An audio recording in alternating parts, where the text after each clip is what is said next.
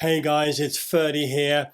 I'm doing Endurance in September, which is the 40-mile load-bearing march over Brecon Beacons, model on the UKSF test march, which marks the end of the hills phase, or the aptitude phase. I've attempted it twice, finished it once. That was the guided version. In September, I'm doing the self-navigated version. It's either 35 pounds plus food and water, or if you're over 50 like me, you can drop to 25 pounds. So yes, please, definitely going to take that. And then food and water on top. It was 68 kilometers when I did it. I did it in just under 24 hours. That will not be enough in September. The cutoff for the event is now 22 hours. Actual UKSF selection candidates, they do this test at the end of the 3 to 4 week hills phase of continuous marching. I am told those candidates tend to do it in 17 to 18 hours with the actual cutoff, I believe 20 hours, depending on conditions. This vid is going to be prep tips for endurance. Tip number 1 is about manage your body weight, which for me means I'm going to lose between 5 to 10 kilo. Now, you may not be overweight, in which case, obviously, just make sure you don't gain weight. But the thing is, especially over long distance, your weight is hugely impactful. 5 kilo translates to 11 pounds. That's a huge difference, right? Especially over that long distance, which means that the same energy spent, you're going to be moving faster. And from my own experience, when I'm running, the lighter I am, the faster I go. Now, I use an app called Parrot Pal. I am not sponsored. I pay a monthly membership. I don't know what it is. I think it's less than £5. It's a very easy way to count calories. I will demonstrate. So I'll go 1 banana. And then it will say 105 calories, 1.3 gram of protein. Let's try another one. Slice of buttered rye with peanut butter. 250 calories, 8 grams of protein, which sounds about right.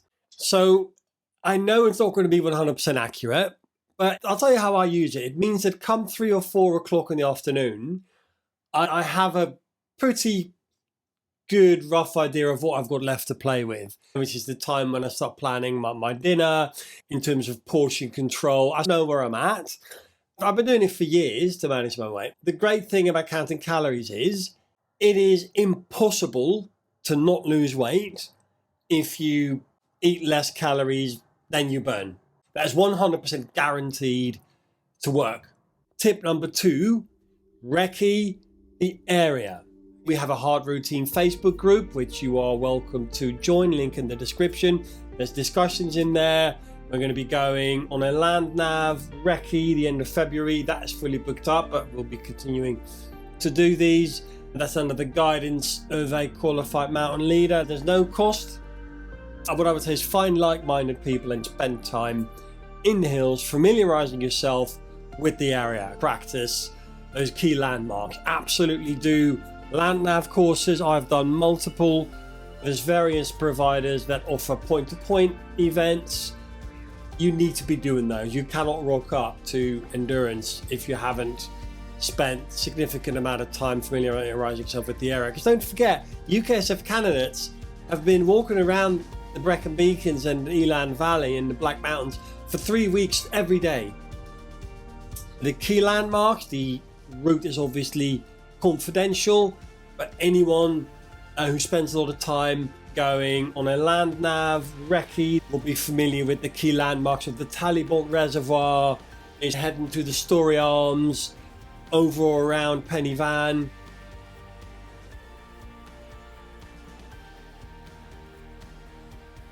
And you make your way to Cray Reservoir. I'm just giving some rough outlines of areas you want to be familiarizing yourself with. Then you're making your way back across to Fan 4.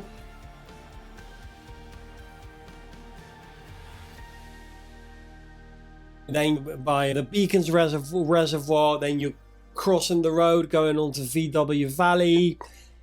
further to spot height 642, there is actually a video that I've made which gives a rough indication of the areas you're going to be navving in. After that, you're going to crack on to Pontwyn Res, and then you've still got a long way to go back to Tallypont Reservoir. That is tip 2. Tip 3 is around fitness. So for me, that means get lots of steps in. I'm on something like 12,000 a day minimum, but that's year in, year out. So how do I do that? Leave the car at home, don't order your groceries in, walk to the grocery store and carry it back. I cycle to work, that's 15k there, 15k back. I've done it today, did it yesterday, did it day before yesterday. Lots of endurance.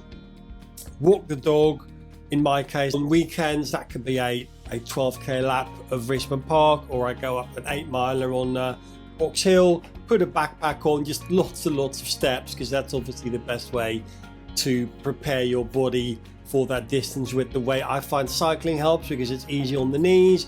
I do outdoor fitness classes, boot camps, and then set that precedent of all those little wins and not giving up, which brings us to the last tip, which is mindset.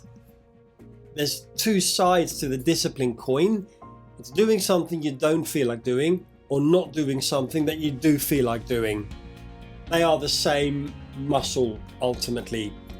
And every time you give in to temptation, you're setting that little precedent, and you will be a little bit less certain of whether you can trust yourself to do the right thing next time, which is why it's so important to set those precedents the right way. Very simple example.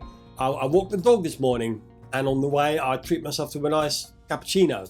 I go into a coffee shop, they've got lots of bakery items, muffins, they've got some amazing stuff in there, carrot cakes. So it's setting a little precedent. I want it, but I'm not going to do it. The other day I went to an outdoor boot camp, which is up in Clapham. That's quite some way.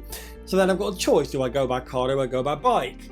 And then you start negotiating with yourself. No, take the bike. It's train that muscle day in, day out. Set that precedent that you are able to do something you don't feel like doing, or not do something you feel like doing, and it needs constant training. Think about the word self-confidence. It comes from the Latin fides, which means trust. So if you go back to the original meaning, self-confidence means self-trust.